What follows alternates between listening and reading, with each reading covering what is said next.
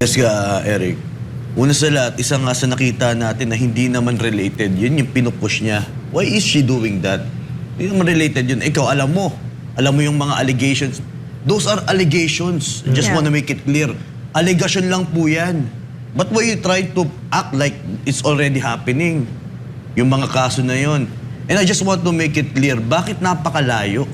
Bakit umiiwas po tayo sa kung nasaan yung ating pinaka-prioridad kung bakit tayo nariyan? Una sa lahat ka, Eric, gusto kong balikan. Yung 1.8 billion yun yung isa sa dahilan. Bakit? At exactly, Frank, excuse me, 30 second there.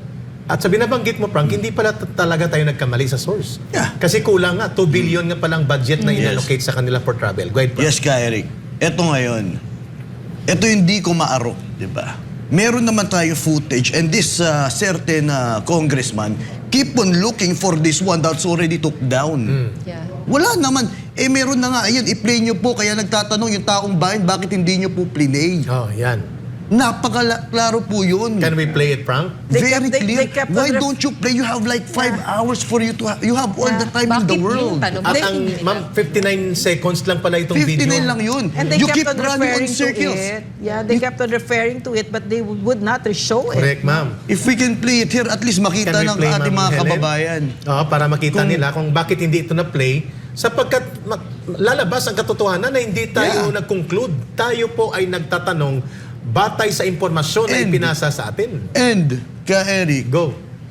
respect someone's perception. Why you keep on pushing na yun ay akusasyon?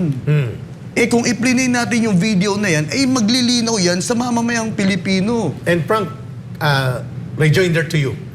Granting na nag-akusa kami.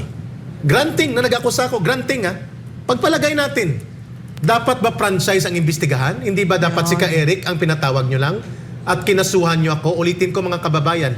If the intent is only to clarify and reprimand me for saying those things, Brother Frank, granting na walang source, granting na yun ay hindi totoo na impormasyon, at granting na yun ay pangninirang puri sa inyo, which hindi dapat kayo gumanon kasi public officials kayo, hindi kayo dapat balat sibuyas. Pero granting na nasaktan kayo, bakit franchise ang inatake nyo? Hindi ba dapat nakulang ang inyong ipinako sa cross? Patawag natin yung Eric na yan at imbestigahan sa Kongreso. Anong source niya? Bakit aatakihin nyo ang franchise? And excuse me, kahapon sinasabi nyo, alalahanin nyo ang franchise nyo nakasalang dito.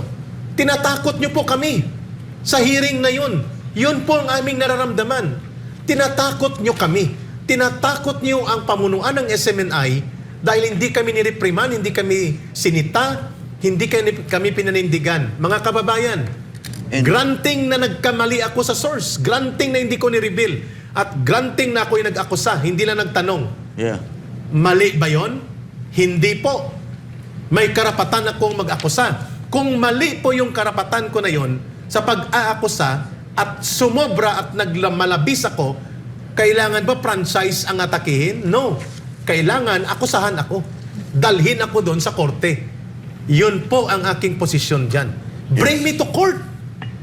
But not drag the entire organization of a legitimate media na may franchise at tatakutin nyo. Meaning to say, I'm not your principal target. Your primary target is the station itself. And this is a political harassment and intimidation. At hindi po kami matitinag na sasabihin ito, you are weaponizing Congress to violate constitutional rights of people na parang mga diktador kayo. For saying this, I am calling on my family and on the Filipino people na magpapakulong ako sa Kongreso dahil hindi ko ibibigay ang karapatan kong magsalita. Tama man o hindi ang source ko. At ang pananagutan ko kung mali ang aking pahayag ay ang batas sa libel. Accuse me of libel, but stop the hearing on the franchise of SMNI. Bring me to court.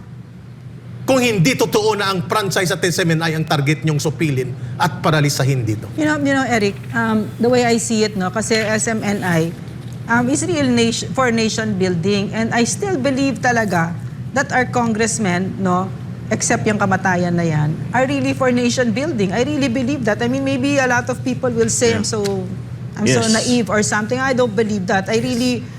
It's what I saw. It's what I saw with my father, no? And I know a lot of them there, no? So, naniniwala pa din ako diyan. So, yung pag-hear ng franchise na yan ng SMNI is perfectly fine with me.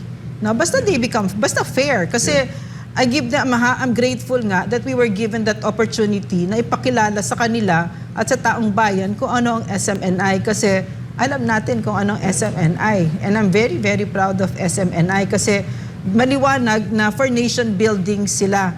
And this program and all the programs of SMNI are really geared towards that, di ba? At kung bakit ato laban kasama ang bayan kasi ang kalaban lang naman natin dito ay ang CPP, NPA, NDF. Yun lang, sa akin maliwanag yun. Sa ating lahat, maliwanag na ang in that room yesterday, wala tayong kaaway doon kundi si Franz Castro at si Raul Manuel.